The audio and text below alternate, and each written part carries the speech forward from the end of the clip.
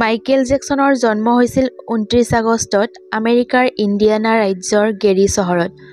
সৰুৰে পৰা সংগীতৰ প্ৰতি আগ্ৰহী মাইকেলে 1966 চনত ভাতৃৰ পপ গ্ৰুপত যোগদান কৰে। অৱশ্যে 1982 চনত তেওঁৰ থ্ৰিলাৰ এলবাম মুকলি কৰি তেওঁ বিশ্বব্যাপী স্বীকৃতি লাভ কৰে।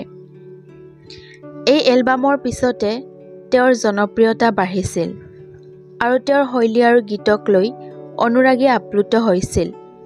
বিশ্বৰ ভিতৰতে সৰ্বাধিক বিক্ৰী হোৱা এলবাম আছিল এয়া। মাইকেল জেকছনৰ মৃত্যু হৈছিল 50 বছৰ বয়সত। তেওঁ 150 বছৰ জীয়াই থাকিব বিচাৰিছিল। ইয়াৰ বাবে তেওঁ 12 গৰাকী ডাক্তৰৰ এটা দল ৰাখিছিল, যিসকল সদায় তেখেতৰ লগত আছিল। এই দলটোৱে নিয়মিতভাৱে তেখেতক পৰীক্ষা কৰিছিল। কেৱল এয়াই নহয়, পূৰ্বে অক্সিজেন বিচনাত শুইছিল আৰু মানুহক লগ পোৱাৰ পূৰ্বে মাস্ক আৰু গ্লভছ পৰিধান কৰিছিল। লগতে যোগাসন কৰিবলৈ 15জনীয়া দল এটাও লগত ৰাখিছিল।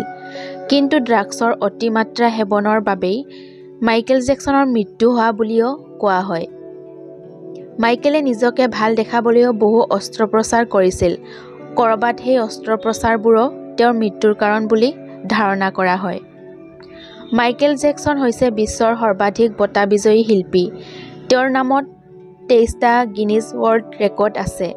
একে সময়তে মাইকেল জেকছনৰ ব্যক্তিগত জীৱনৰ কথা ক'বলৈ গ'লে 1994 চনত লিজা মেৰী প্ৰেছলিক বিয়া কৰাইছিল যদিও 19 মাহৰ পিছতে দুয়োৰে বিবাহ বিচ্ছেদ হৈছিল। 1997 চনত তেখেতে দ্বিতীয়বাৰৰ বাবে নাৰ্ছ ডেভিডৰ সৈতে বিবাহপাশত আবদ্ধ হয়। ইয়াৰ পিছত প্ৰিন্স মাইকেল আৰু পেৰিছ মাইকেল কেথৰিন নামৰ দুটা সন্তানৰ পিতৃ হয় মাইকেল। কিন্তু মাইকেলৰ এই বিবাহ টিকি নাথাকিল। অৱশেষত 1999 চনত দুয়োৰে বিবাহ বিচ্ছেদ হয়।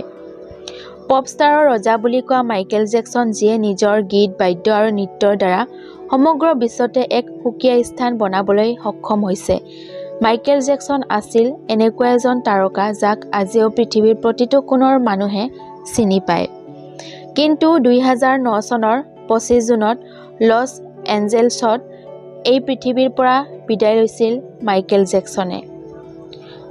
মাত্ৰ 50 বছৰ বয়সতে হৃদৰোগত আক্ৰান্ত হৈ মৃত্যু হয় তেখেতৰ। তেখেতৰ মৃত্যুৰ খবৰে সকলোকে স্তম্ভিত কৰি তুলিছিল।